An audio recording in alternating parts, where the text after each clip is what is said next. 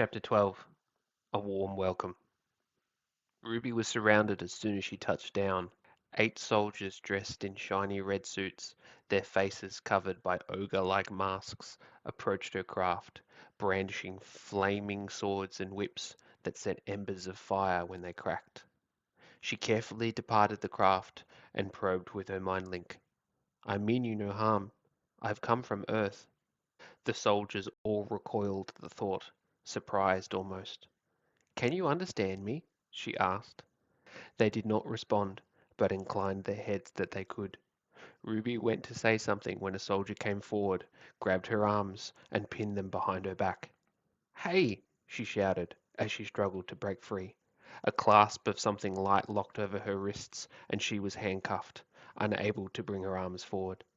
The soldier dropped down and shackled her legs together, his strength overwhelming as the chain was latched between her ankles. What do you think you're doing? She protested. I'm not going to hurt you, though she did feel like she wanted to. The soldier returned back to the formation that surrounded her, and Ruby looked into the red masks of the soldiers before her. Take to city, rasped a mechanical voice of one of the soldiers. No more think speak. What are you talking about? Began Ruby as a soldier came forward and placed a red device between her eyes. Instantly, a pain drove into her brain. Pain seared through her forehead, and she screamed as bolts of electrical current shocked her. After several agonizing moments, the pain eased, and Ruby found she could no longer access her mind link. What did you do to me? She wailed. Why would you do? She started protesting as a mask came over her head, covering her mouth, tightening it so she could not speak. Walk, ordered the soldier. She was shoved in the back, and the group began to walk. With the chain about her feet, she could only go so fast without tripping over, which she did several times. The soldiers brought her immediately to her feet, kicking her and making her walk at the same pace as they were, only for her to fall again. Agonizingly, they proceeded forward. Ruby managed to keep the pace without tripping over, despite the rocky terrain that stretched out all around her. She could see in the distance something enormous appearing on the horizon, its size eclipsing the entire horizon's vista. It was a city, a shining red city with skyscrapers that jutted out into the sky like knives. The buildings were sharp and angular, giving it an appearance of teeth. Ruby had recently seen teeth on her trip through the wormhole, and she shuddered at what felt like a distant memory. She had not had time to process the trip since she'd been captured by the soldiers. All her attention was upon making sure she kept up the pace and didn't fall over. She was in a rhythm of motion when the soldiers came to a sudden halt, the motion unbalancing her and sending her crashing onto the stony ground, rocks grazing her face. The soldiers nearby brought her up to stand. Weary and bloody, she gazed at the empty space before them. The soldiers fanned out, standing a little bit behind her. She hesitated for a moment, thinking she might escape, when a projection appeared out of the ground. An enormous floating face of a bearded man towered above Ruby, freezing her in place. The man's face was scarred, and where his left eye should have been, there was a bright red light. Welcome, he boomed through the digital projection. Miss Ruby Ann Key.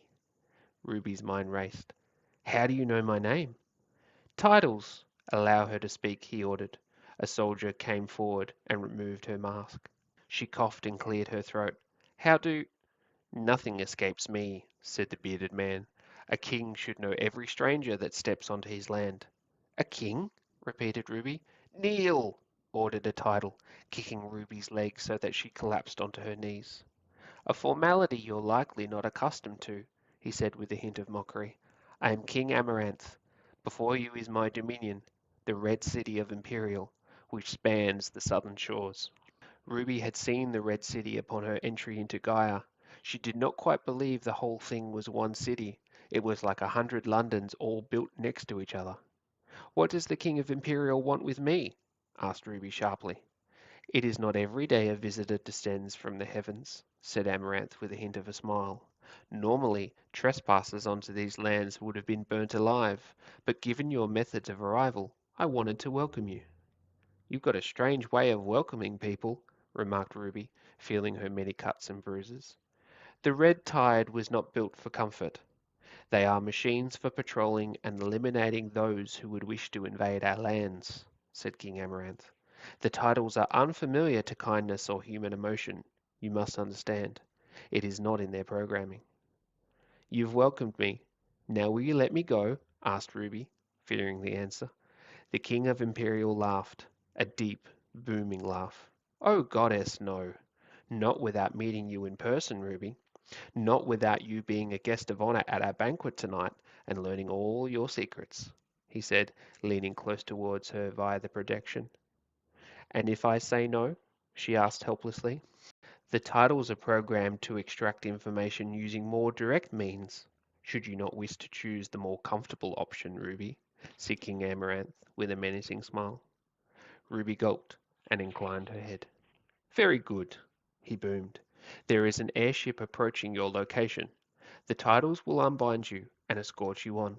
Should you have chosen an alternative option, this is where you would have been incinerated. Ruby surveyed all around her and saw charred remains of clothing and bones littered across the ground. I knew, of course, you would be smarter than the other filthy coloured inhabitants of Gaia. The Mother has brought us together for a reason. Mother, give us colour.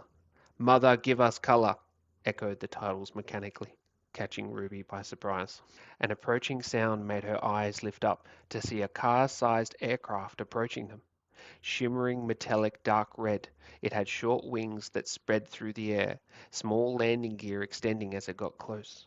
It decelerated and landed nearby, a red-headed pilot seated within. The hatch of the craft opened and a pilot waved a greeting as the engine stopped. Ruby was struck by his handsome features of the red-headed pilot. He gave a mischievous grin across his square face that gave her a sense of danger and excitement. He stared at her with dark red eyes and said, Hello there, young lady, with a thick accent Ruby could not place. Hello, she mumbled, feeling her face grow hot. Orders from HQ are that I'm taking you for a spin, unless you want to stay here with the titles, he said with a knowing glint in his eye. No, I'm coming with you, she said eagerly. Hold on there, missy, he said, stopping her from moving. Let the bots take off those chains first. You're not going to need them if you're riding with me. Ruby bit her tongue at the remark of being called Missy, and stood still as the title soldier roughly undid her bindings without a word. Freed, she hastened away from the titles, green eyes burning with hatred towards their masked faces, which stared back blankly. She turned away and climbed up the stairs leading onto the ship. Welcome aboard, said the pilot as Ruby got into the seat behind him. Where are the seat belts? Asked Ruby, not finding any upon the red leathered seats. Ain't needed belts for a long time, remarked the pilot. Not since anti-crash was connected between the pilot and the ship. Ruby felt the engine start up, and the pilot said, Course it is good to get some of the old ships and feel the G-force. Hey, I didn't even introduce myself. My name is Jules. Ruby responded back. Nice to meet you. My name is Ruby. Yeah, I know. I got info sent on my way here. Pretty girl from Earth. Never heard of it, he said without a trace of sarcasm. Ruby was about to reply when she was caught off guard by the sudden upthrust of the airship as it lifted off the ground at an incredible speed. The ground began to shrink away. The titles that captured her marched away into the red barren terrain where she had landed. The craft turned around and faced the red city on the horizon as Ruby was planted back in her seat as the airship accelerated towards it. Kicks well, eh? Said Julian. One of the new Phoenix-class airships, fresh out of the oven.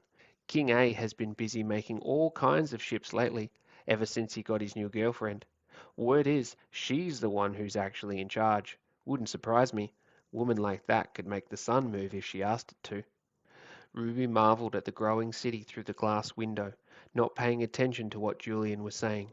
Her attention focused and asked, Is the whole thing the city of Imperial? There are boroughs within the city that divide it, but yes, it's all one big city, replied Julian. I can't imagine how many people live there, she remarked, watching it grow and begin to pass by underneath. The main population lives below the smog. See the red cloud down there? He said, tilting the airship slightly. Ruby acknowledged she could see it, snaking through the whole city, making it seem like the buildings were floating in red clouds. Yeah, that's where you'll find the workers. Millions of them. They work in the industries that keep those above the smog living comfortably, while they suffer inside the wall of pollution, he said, with a bitter tone in his voice. Ruby wanted to ask more, but thought better of it, not wanting to pry. The buildings rising out of the smog grew higher as they flew, their size eclipsing anything Ruby had ever seen. One building stood higher than all the others, and its design caught her attention instantly. At the peak of the building, atop a circular ring, perched an enormous red dragon that's wings stretched out in dominance. Below the dragon was a long, thin circular section that finished at the bottom with a wide hilt-like appearance before spreading outwards to span the rest of the building that ran down into the smog. It seemed to glow brighter than all the others. "Is that a sword?" asked Ruby. "Surely it is. The Sword of Imperial, or the Imperial Palace, home to King Amaranth and his son Prince Garnet, the only heir to the throne." "It's gigantic," said Ruby. "How many stories are there?" "Over 100 to be sure," replied Julian. "King A keeps adding to it, you see. Make sure he's always the biggest in Imperial. Not that anyone would forget. The hilt of the building is where I'll drop you off. It has its own landing zone." Ruby was awestruck as she watched the colossal building grow in size before her.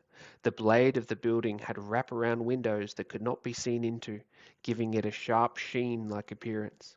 The landing platform spread out before them.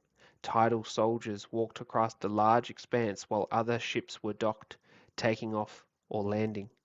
Ruby saw ships of varying sizes, some appearing like double-decker buses with wings, while others were just like motorbikes. "Here we are," said Julian. "The Sword of Imperial." The airship descended and touched down. "Thank you for saving me from the soldiers," said Ruby, as the engine cut out. "My pleasure," said Julian, turning around and smiling broadly.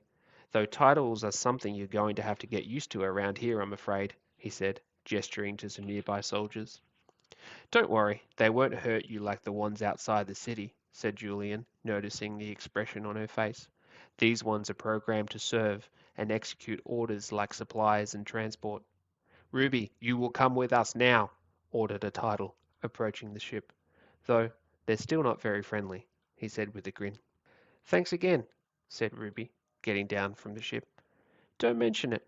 Maybe one day we can go for another spin, and I'll show you what this ship can really do." "I'd like that," said Ruby, as she dropped down onto the red tarmac and waved goodbye, the title leading her away.